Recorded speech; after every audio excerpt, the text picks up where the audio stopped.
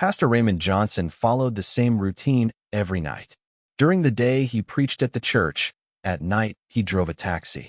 But his car wasn't an ordinary taxi. In the back seat were books, pencils, homework notebooks.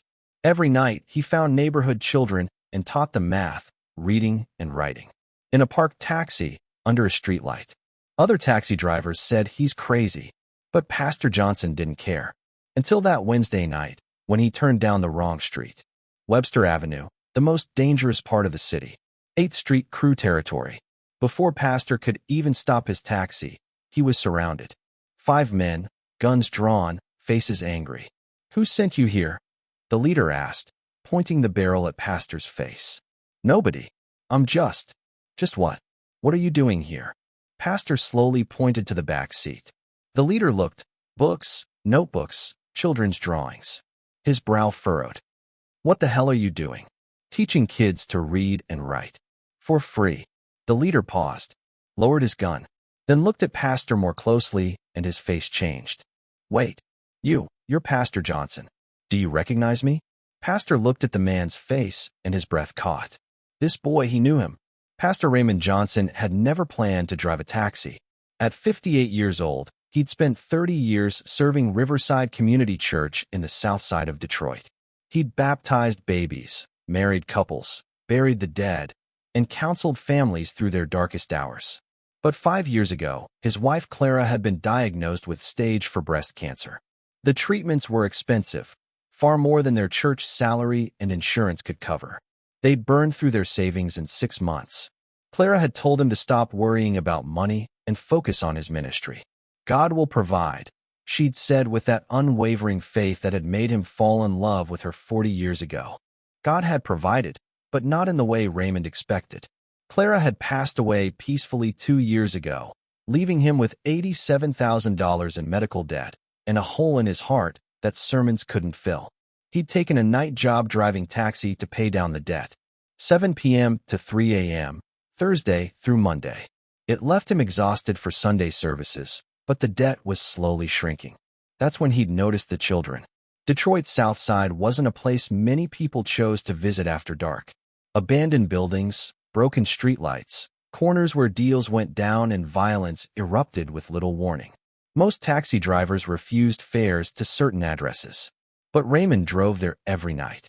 And he saw them. Children out at 10 p.m., 11 p.m., midnight. Some were waiting for parents working late shifts. Some were essentially homeless, bouncing between relatives' couches. Some were just out because home wasn't safe or didn't exist. At first, he'd just given them rides when they flagged him down, often not charging because they clearly had no money. But then he'd started noticing patterns. A 12-year-old girl named Keisha who waited outside a laundromat every Thursday night while her mother worked a double shift. She'd sit on the curb doing homework under the streetlight, struggling with fractions. Twin brothers, Jamal and Jaleel, who lived with their grandmother but spent evenings on their aunt's porch because the grandmother's apartment was too crowded. They were supposed to be in 5th grade but could barely read. A teenager named Darius who'd aged out of foster care at 18 and was trying to get his GED while working 2 jobs. He'd flag Raymond's taxi down just to sit in the warmth for 10 minutes between shifts. One night, Raymond had pulled over next to Keisha and her math homework. "Need help with those fractions?" She'd looked up, surprised. "You know math." "I know enough. Come on, get in the back. We'll work on it." That had been the beginning. Now, 9 months later, Raymond had a routine. He'd modified his taxi, technically against regulations, but he'd stopped caring about that. The back seat had a small folding table. He'd installed a battery-powered LED light strip. He kept a plastic bin in the trunk filled with donated school supplies, books, and workbooks he'd bought from thrift stores. Every night, he'd park at designated spots: the laundromat, the corner by the bodega, the bus stop near the apartments, and kids would appear. Sometimes 1, sometimes 5. They'd pile into his taxi, and for an hour or 2, Raymond would teach. Math, reading, writing, sometimes just life skills, how to fill out a job application, how to open a bank account, what to do if police stopped them. The other taxi drivers thought he was insane. "You're losing money, old man. You could be running fares." Raymond would shrug. I make enough. He didn't tell them about the medical debt, or that he often skipped meals to afford new notebooks for the kids. He especially didn't tell them that this mobile classroom in his beat-up taxi, had given him more purpose than 30 years of pulpit preaching. His church congregation didn't know about it either. They assumed he drove taxi purely for financial reasons. Raymond kept it quiet because he didn't want recognition. This wasn't ministry for show. It was just necessary. But tonight, everything was about to change. It was a Wednesday, just past 11 p.m. Raymond had finished a session with Keisha and the twins, dropping them safely at their respective addresses. He was heading back toward his usual spots when his GPS glitched. The device had been acting up for weeks. Raymond couldn't afford to replace it. And tonight it suddenly rerouted him down Webster Avenue. Raymond realized his mistake immediately. Webster Avenue was 8th Street crew territory, one of the most dangerous gang-controlled areas in Detroit. Taxi drivers didn't go there. Period. Especially not 60-year-old black men driving alone. He tried to turn around, but the street was one way. He accelerated, hoping to get through quickly. That's when 3 cars pulled out from side streets, boxing him in. Raymond's heart slammed against his ribs. He stopped the taxi, hands visible on the steering wheel. 5 men emerged from the cars. Young, armed, faces hard with suspicion and threat. The leader approached Raymond's window. He was maybe 25, tall, with a scar running down his left cheek and cold eyes that had seen too much too young. He tapped on the glass with the barrel of his gun. Raymond rolled down the window slowly, keeping his hands visible. "Evening, brothers," Raymond said, keeping his voice calm. "Who the hell sent you here?" the leader demanded. "Nobody sent me. My GPS malfunctioned. I made a wrong turn." "Wrong turn?" The man laughed without humor. "You know where you are?" "Yes, sir. I do now. I'm just trying to leave." Another man leaned in. "You a cop?"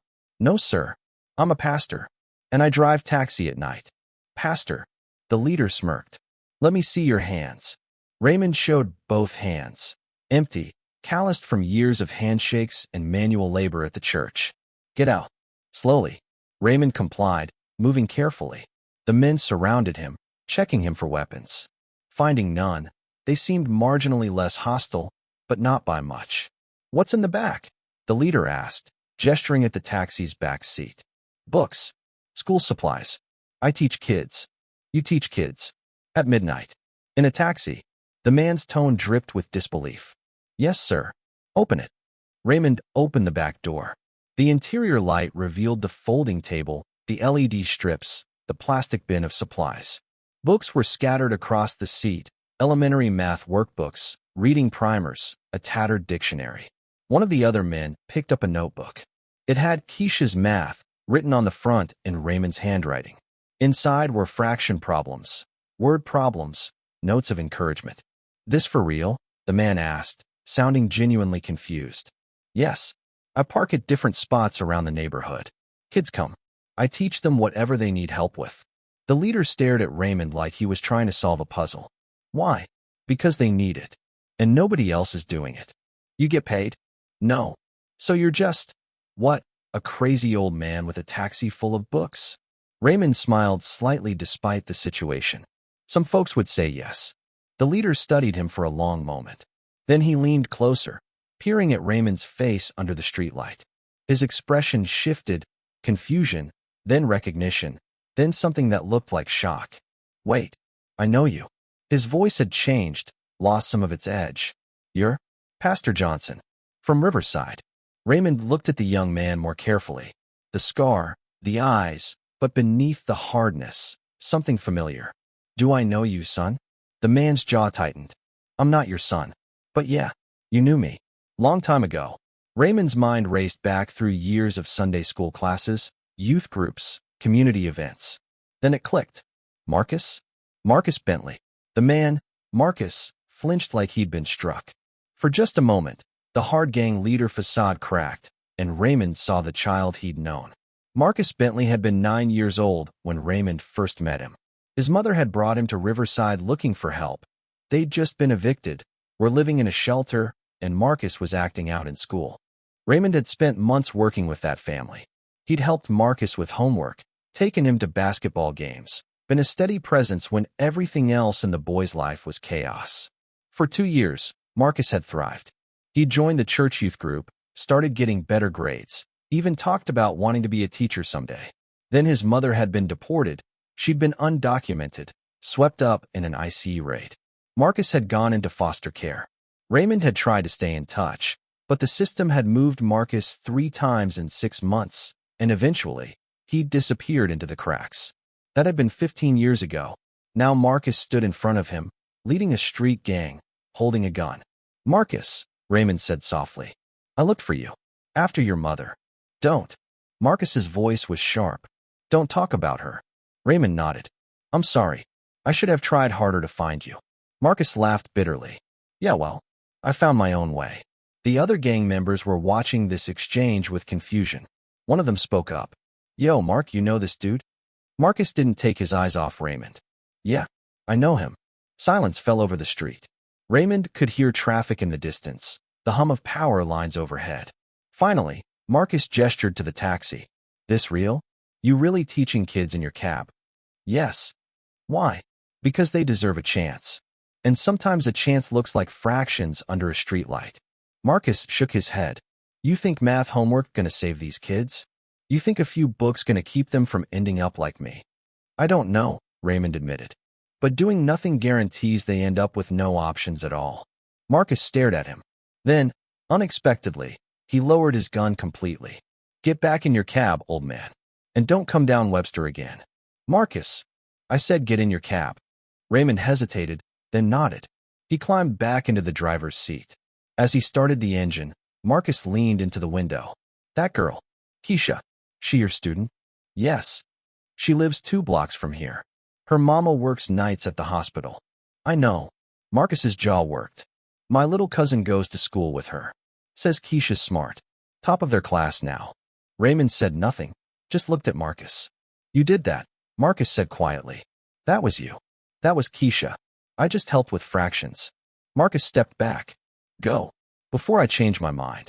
Raymond drove away slowly, watching Marcus in the rearview mirror until the young man disappeared into shadow.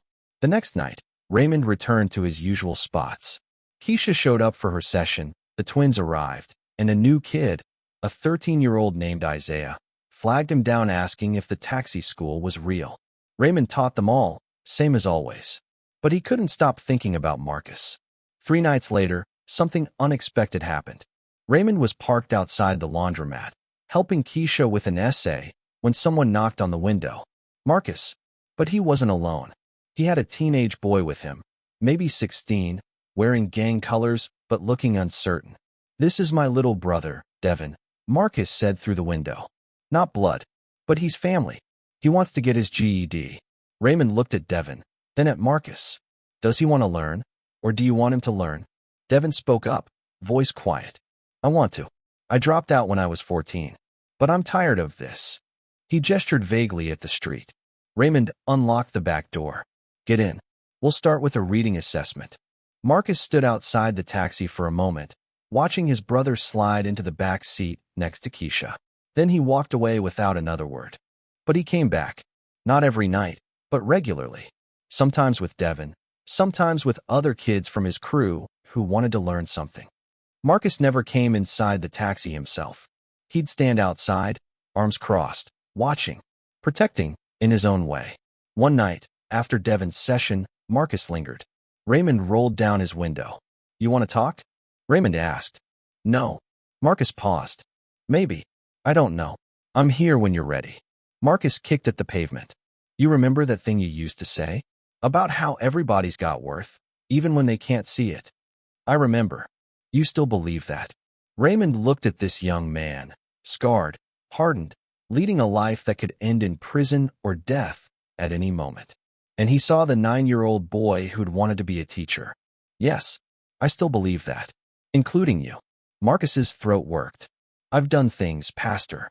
Things you wouldn't forgive. That's not for me to decide. But I'll tell you this. I've seen you bring 7 kids to learn in the past 3 weeks. Kids who might have no other chance. That's worth something. That's not redemption. No, but maybe it's a start." Marcus left without responding. But he kept coming back. Over the following months, Raymond's mobile classroom grew. Word spread through the neighborhood. There was this old man in a taxi who'd teach you anything if you wanted to learn. No judgment, no cost, no questions about your past. Kids came. Teenagers came.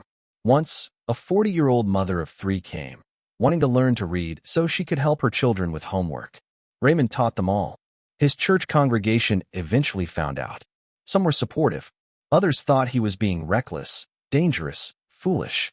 The church board called a meeting to discuss whether this activity aligns with Riverside's mission. Raymond had stood in front of them, the same people he'd served for 30 years, and said simply, Jesus taught in streets, in homes, wherever people needed him. I'm just driving a taxi. If you don't think that's ministry, then maybe I've been in the wrong building all along. He'd offered his resignation. They'd voted unanimously to keep him. And more than that, the church started donating supplies, books, even money for gas. Several members volunteered to take shifts, turning Raymond's solo operation into a community effort. A year after that night on Webster Avenue, Raymond's taxi classroom had evolved into something bigger. The church had purchased a retired school bus, converted it into a mobile learning center. Other volunteers drove shifts. They operated 6 nights a week now, serving over 100 kids regularly. But Raymond still drove his original taxi on Wednesdays, still parked at his usual spots, because some of the kids only trusted him, only felt safe in that specific taxi with the LED lights and folding table. Marcus never formally left the 8th Street crew, but he quietly steered younger members toward Raymond's taxi when they expressed interest in education. He ensured that Webster Avenue, previously off-limits, became a safe zone for the mobile classroom. Once, Raymond asked him why. They were standing outside the taxi, watching Devin work through algebra problems with Keisha's help. Devin was applying to community colleges now, talking about studying computer science. Because you came back, Marcus said simply. I never left. Yeah, you did. 15 years ago, I disappeared, and you moved on. I tried to find you. I know. I'm not mad anymore. Marcus looked at Raymond. I'm saying, you could have stayed gone now. After that night, you could have decided Webster was too dangerous. These kids were too far gone. But you didn't. You came back. You keep coming back. Of course I do. That's not of course. Most people don't. They give up. They decide we're not worth it. Raymond shook his head. You were always worth it, Marcus. Every single one of these kids is worth it. Marcus's eyes were damp, but he didn't let the tears fall. Devin's getting out. Because of you.